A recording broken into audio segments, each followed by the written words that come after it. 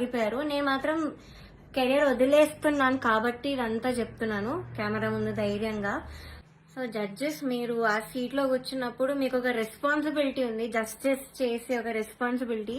కానీ మీరు అది చేయకుండా మీ ఇష్టం వచ్చిన వాళ్ళని తెచ్చి మా అమ్మాయివే నువ్వు, నేను బుడతల బ్యాచ్ నుంచి నువ్వు అప్పటి నుంచి చూస్తున్నాను అది ఇది అని చెప్పి ఇవన్నీ చేసి మీరు సరస్వతి అమ్మవారిని అవమానం చేస్తున్నట్టు, మీరు షేమ్ చేస్తున్నట్టు, ఇన్సల్ట్ చేస్తున్నట్టు సరస్వతీదేవిని.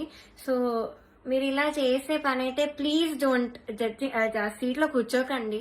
ఇంకా చిత్రమ్మ, ఎస్పీ శైలజమ్మ, మనో గారు వీళ్ళు ఉంటే ఎంత బాగుంటుంది ఒక ఆ ప్లేస్ లో, ఎంత బాగుంటుంది ఆ జడ్జ్మెంట్. సో అది మాత్రం చేయకండి. Because what all you doing is injustice. మాలాంటి లైఫ్ తో ఆడుకుంటున్నారు.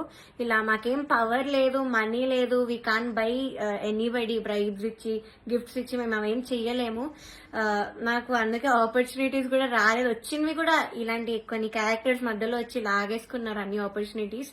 సో దయచేసి ఇలా ఒక లైఫ్ తో ఆడుకోకండి. మీకు అంత ఇంజస్టిస్ చేయాలంటే అలా కూర్చోకండి, అసలు జడ్జెస్ సీట్ లోనే కూర్చోకండి.